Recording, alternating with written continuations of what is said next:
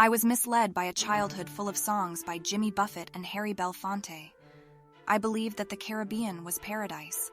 Even Hemingway joined in my demise by making it seem like the Caribbean was a necessary adventure for anyone wanting to live a life worthy of documentation. Combine that with LeVar Burton and Shaka Khan ensuring me that I can do anything if I just follow the reading rainbow. There was probably only one outcome for me: tragic downfall due to unrealistic expectations. The Marty Robbins Conundrum. What's that? It's an ailment I first experienced when I was 7 years old. A depressive condition that comes from listening to ballads and then visiting the locations in the songs only to find that there are no cowboys or princesses along the Rio Grande, just a concrete river, a trash can, and a sign that implores you to keep Texas beautiful. I admit that I took all that way too literally, but when opportunities presented themselves, I accepted. That's how a casual lunch with my sister turned into a life-altering experience. I was a freshman in college on break from class and work. My sister lived in the Florida Panhandle and I visited her any chance I got. That year, I was suffering from a bit of melancholia. It never dawned on me that I might be clinically depressed. To be frank, it should have dawned on someone. Within a few weeks of my 10th birthday, both my mom and grandmother died, both of whom had been bedridden for years. Then between ages 10 and 17, I had 3 stepmothers and subsequent stepfamilies. Even with all of those steps around, I still wound up by myself from age 16 on. I stayed with friends often, but I also spent quite a few nights sleeping in my extremely conspicuous VW van at a park near my school.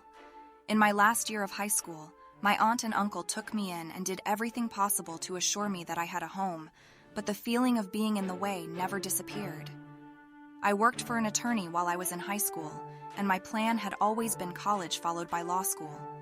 But all the lawyers at the firm seemed miserable. One spoke constantly about cashing out and moving to Mexico to open a dive shop. He hated being a lawyer and had countless ways of tracking how far he was from retirement. He was 32. It made me question why I was following this path that seemingly led to a miserable life, leased car and nice watch. Why not skip all of misery and go straight to the dive shop on the beach? These thoughts were swirling around my mind on the day I had lunch with my sister.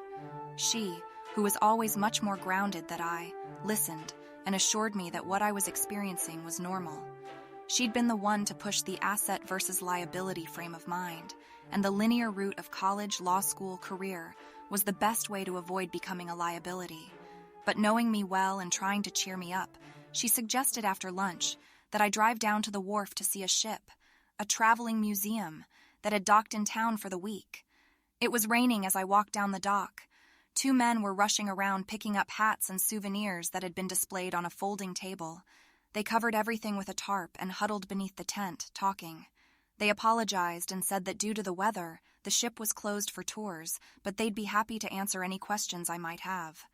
For half an hour, they explained that the ship was the only one in the world that had been built the same way they had been built 400 years ago. No power tools were used in its construction, and each of the 4 masts had been hand-stepped into place. There was no electricity or water on board. The crew was the captain, who was also the owner, and 3 other crew members that lived aboard and sailed the ship, giving educational tours in each port. They were on the way to Louisiana for a few weeks of traveling up and down the Mississippi River, then heading to the Florida Keys and Bahamas. For the next year, they'd sail up the East Coast with an itinerary that included New England and the Great Lakes, and then back to Brazil where the ship had been built. There were long-term plans for travel to Europe and the Mediterranean. I stared in awe. The Nina looked like it had sailed to the dock straight from 1492. The hull was black with tar and linseed oil, and there were miles hemp shrouds and lines. A 6-foot-long iron anchor was secured to the bow, and the wooden planks creaked as the ship rested in the misting rain, pulling slightly at the dock lines as if just as eager as I was to get out of town. I turned back to ask a question when I noticed a sign behind the ticket table. Someone had ripped a piece of cardboard and written on it with black marker 2 words that would change my life: need crew. I pointed to the sign. You take on crew at each port? They explained that they sometimes took volunteers to help sail from port to port, and they usually kept a crew of 6. 2 of the long-term crew had to fly back to their home countries, so they were trying to replace them. Take me, they both laughed. Didn't I hear them? There was no electricity, no shower, no privacy. I did hear them, and I didn't care. This was my chance to live the life I'd imagined. If that meant sailing away on the replica of a 400-year-old ship with no shower, bed, or knowledge of how to actually sail a square-rigged ship, then that's what I would have to do. Now, as potential crew and not just a tourist, they took me aboard and showed me the living quarters. There was little to see: 8 bunks, 4 lower, 4 upper, and none big enough to sit up in. They were divided by canvas, and each had a little curtain that could be pulled shut for privacy. There was a small table in the galley with a tiny area for prepping and cooking. Anyone over 5'5" would have to stand in a hunch, or their head would hit the exposed ribs of the ship. A tall, lanky man was standing awkwardly bent at the table, setting out salad and sandwiches for the crew's lunch. I was introduced as someone who wanted to join the crew. I knew I didn't look like a good fit since I'd been dressed for meeting my sister, not sailing away on a ship of strangers, but I reached out to shake his hand and told him I was already in love with the ship. We spent an hour talking about how the ship had been built and how we all came to love the water. I explained that I grew up boating on the rivers and lakes of South Louisiana. While that was cruising, not sailing, I'd had read hundreds of books about sailing, pirates, privateers, and explorers, and sailing around Cape Horn was on my lengthy list of things to do. Besides, who had experience sailing a Caravella Redonda like this? No one. But I was young, willing, and able. The rain was coming down harder, and the ship was moving a little more in the wind, but short of sinking where it was tied. There was nothing that could make me turn away this opportunity. By the time I left, I was officially crew on the Niña. I stopped by my sister's office to give her the news. She insisted that it was not her intent for me to join the crew and skip town, but she immediately sprang into big sister mode. She left work early and got me everything you could need for a life at sea that would also fit into the 4x4 locker I'd have for storage. That afternoon, I called my dad, my boss, and my university. I told them all the same thing. This was something that would never happen again, and I had to do it. Work and school would still be there when I got back. Surprisingly, nobody tried to talk me out of it, and a few days later, I moved aboard. For the next month, we sailed up and back down the Mississippi River. Growing up boating in Louisiana, I was familiar with a lot of waterways, but the Mississippi isn't a place for casual boaters. The current was so strong that the scenery didn't change much during your 3-hour shifts on deck. The fog on the river was so dense that a light shine from the bow couldn't be seen from the stern. There were always 2 crew on deck, on the lookout for debris. It became common to see trees, trucks, or livestock float by. After 3 hours on deck, you had to dry off and wring out your clothes. We attracted attention everywhere we went. During the day, people would rush down the levee to get pictures as we passed by. In each port, we were met with news crews and school groups. People brought us baked goods and games. Hours were spent picking old line to make oakum used to caulk the deck. The tar stained our hands and feet. During off time, we practiced climbing masts, mending sails, and reading about Columbus. I spent my 20th birthday celebrating with 4 people who felt like family, even though they'd been strangers just weeks before. The Niña brought me to dozens of ports. South Florida is where I met the hotdog king of Chicago. He and his wife offered me a job making more money than any 20-year-old deserves, a company car, and to live aboard their multi-million-dollar yacht while working as cook and deckhand. It was another chance of a lifetime that I had to accept. The new job was entry into a world I never dreamed existed. Private jets, exclusive island parties, using seasons as verbs, day drinking expensive champagne. It's a world that is unapologetically ruled by money.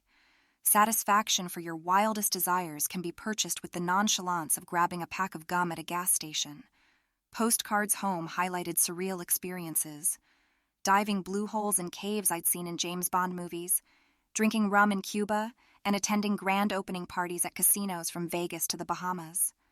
This reality was more extravagant than anything I could have imagined. My first Christmas away from home was spent over conch fritters and beer with the customs officer on a tiny island in the Bahamas. I was invited by a local family to their home for Christmas dinner, but politely declined. Instead, I spent the evening by myself, staring into the Gulf Stream, eating bimini bread and drinking vodka. When I called to wish my dad Merry Christmas, I got a little choked up. I told my dad I was sad that I wouldn't see anyone for the holidays. Because of divorces and deaths, it had been years since we had big holiday get-togethers, but that's easy to forget when you're far away and romanticizing home. My dad's advice was, look around and remember where you are. Think of the people you admire that have sat in the very same place. And even if I'd hoped for a different response, he was right. I was sitting on the beach of an island in the stream. I could see the sunrises and sharks Hemingway had described. Once again, I convinced myself that I was where I should be. This is what I wanted. Tomorrow would come, the holidays would pass, and I was living my dream, right? This is what I wanted? I went for a walk in the surf. There was barely a moon and the ocean lapped onto the shore, calmly but ceaselessly. I've always found it's preferable to have everything thrown at you at once. You see it coming and can adjust your stance. More often, life is the interminable onslaught of pain after pain, mistake after mistake, carving away at your mind little by little like water etching away at limestone. At first, it's imperceptible, a mild discomfort that you carelessly wipe away, only to have it return again and again. You build a tolerance until one day you wake to find you've been sliced in two. I sat at the edge, where the ocean meets land, and let sand wash through my fingers. With every wave, I sank just a bit deeper into the beach. I knew I couldn't sit long enough to drown, but feeling the water inching up, hiding more of me beneath the ocean, gave me a fleeting feeling of control. Are these relevant thoughts or meaningless, mindless drivel? The breeze picked up, little white caps formed in the distance. Trying to make sense of my emotions was as pointless as trying to hold on to a handful of sand. The more you try, the more you fail. I walked back to the dock, hair dripping wet, skin pulling tight from salt and sand. I would have slept on the beach if not for the probability that someone would phone the captain or owner to tell them their cook had lost her mind. I fell asleep on the bow, wrapped in a blanket, shivering, listening to the water tapping against the hull. A bit of vodka went a long way to make me forget I was sad or lonely. Surely I was just having a bad day, and tomorrow I would be relieved to wake up on an island in the ocean. I found a note I scribbled on a bar napkin while living the dream in paradise. The pills are on the nightstand, the vodka's in the glass, the future's bleak and foggy, so I'm living in the past. Time has made it impossible for me to know if I felt that, or if I was caught up in being poetic. It makes me profoundly sad to think that even when completely immersed in some of the most beautiful surroundings on Earth, in a place I'd fantasized about since childhood, that I was struggling so desperately to see happiness, and that when I did express some of that pain, it was shrugged off